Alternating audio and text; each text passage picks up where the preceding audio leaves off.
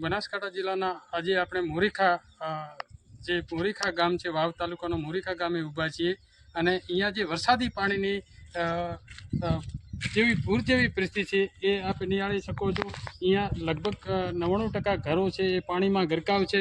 સામે તળાવ જોઈ રહ્યા છો અને આગળથી જે પાણીનો વહેણ છે એ હજુ સતત પાણી ચાલુ છે અને આપણી જેટલા પણ ઘરો છે એ પાણીમાં ગરકાવ છે અને મોટો નુકસાન દેખાઈ રહ્યો છે। અમારા કેમેરામેનના દૃશ્યો બતાવી રહ્યા છે એ પ્રમાણે ચારે બાજુ પાણી અને હવે 5 થી 7 દિવસ પાણી સતત પડ્યો રહ્યો એટલે ઘણી પણ ગંદકી અને એવા પણ દૃશ્યો દેખાઈ રહ્યા છે। આપણી જોડે ગામના જ એક વ્યક્તિ છે। શું કહેશો આપે આ વિશે? જી સાહેબ, અમારે મોરીખા ગામની પરિસ્થિતિ અત્યારે એટલી ખરાબ છે ને કે સાહેબ રોગચાળો ફાટી નીકળવાની શક્યતા રહે છે। કેમ કે આજે છેલ્લા 10 થી 12 દિવસ થઈ ગયા, જેટલી ઘડા હેડ્યું એટલી ઘડા પાણી હેડ્યું, પણ અત્યારે એકદમ સ્થિર છે। અત્યારે પાણી પડ્યું છે, પડ્યાના લીધે એટલા મોટા પ્રમાણમાં રોગચાળો ફાટી નીકળવાની શક્યતા છે। ગામમાં મરેલા ઢોર પણ ફસાયેલા પડ્યા છે બાવળામાં કોઈ ઝાડીમાં, તો એ પાણી ઓવર છે એટલે ગંદકી મોટા પ્રમાણમાં ફેલાવાની છે।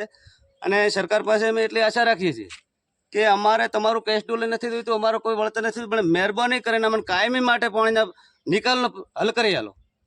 મોરીખાથી જેથળી જોડતો રોડ છે, અહીંયાથી 3 જગ્યા ઉપર અમારે સાયફન બનાવીને રોડ ઊંચો લેવામાં આવે તો એક તો સામેથી ખેતરાવાળાને ગામની અંદર અવર જવર ચાલુ રહે, બરાબર।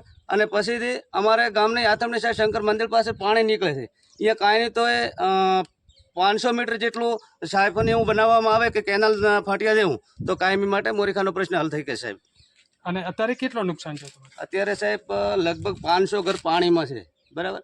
એટલે બધા ભાગમાં શાળામાં પરિવારો 150 ઘર જેટલા બેઠા છે, રોડની સાઈડમાં બેઠા છે, કોઈના ખેતરોમાં બેઠા છે, બરાબર। એટલે અત્યારે સાહેબ માલ કાંઈ નહીં તો 50 થી 60 માલ નુકસાન છે, માલ મરેલો છે, બરાબર। અત્યારે મોટા પ્રમાણમાં સાહેબ નુકસાન છે અમારા ગામનો। અને આ બાબતે રજૂઆતો તમે કઈ રીતે કરી? આ બાબતે સાહેબ હજી બધા અમારામાં જ્ઞાનીબેન આવ્યા, સૌરભજી આવ્યા હતા, આભાર છે એમનો, બરાબર। સાહેબ હજી કલેક્ટર સાહેબ મોરીખાની મુલાકાત નથી આવ્યા। અને શું માંગણી છે તમારી? માગણી અમારી સાહેબ કે ખેતીનું મોટા પ્રમાણમાં નુકસાન શું છે, ધોવાણ શું છે, એની વળતર અમને આપે 100%માં, અને માલ તેને પછી મૃત્યુ પામે છે એનું વળતર આપે। અને સાહેબ ગામની અંદર અત્યારે જે સ્થળાંતર થયેલા લોકો શાળામાં છે એમને કેશમાં કેશ ડોલ હાલે, એમની પાસે અત્યારે પૂરતા ડોક્યુમેન્ટ નથી અને કોઈના ખાતા એકાઉન્ટ બંધ પડ્યા છે। તો કઈ રીતના એકાઉન્ટમાં એમને સહાય મળી શકે, તમારો શું કહેવું છે? સાહેબ એમાં એવું છે કે કોઈને ફિંગર નહીં આવતી, તો કોઈના ડોક્યુમેન્ટ તણાઈ ગયેલા છે, તો એમને ગામની અંદર 2017માં પાણી આવ્યું તો આપણે કેશ ડોલ આપ્યું હતું, 15માં પણ આપ્યું હતું, તો એ જ રીતે અત્યારે આપણે શું અમને વધુ છે, ખાતાની અંદર પૈસા લોકોના અંગૂઠો ના ઉપડશે નહીં, પૂરતા પ્રમાણે ડોક્યુમેન્ટ નહીં હોય તો એ તો રહી જશે ને, ડોક્યુમેન્ટ સિવાય કઈ રીતે એને વળતર અપાશે? અને એક બીજા પણ આપણે ભાઈ સાથે જોડાયેલા છે, શું કહેશો તમે આ બાબતે? હું ફક્ત એટલું જ કહેવા માગું છું કે 2015માં પાણી આવી ચૂક્યું છે, 17માં આવી ચૂક્યું છે અને આ 25માં પણ આવી ચૂક્યું છે। એટલે હવેથી સરકારને એટલે વિનંતી છે કે આનો કોઈ કાયમી નિકાલ લાવે તો વારંવાર હેરાન થવું ના પડે લોકોને। અને કેટલી જગ્યાએ પાણી છે અત્યારે? ખાસ હાલમાં તો કોને લગભગ 500 ઘર પાણીમાં ડૂબવા છે અને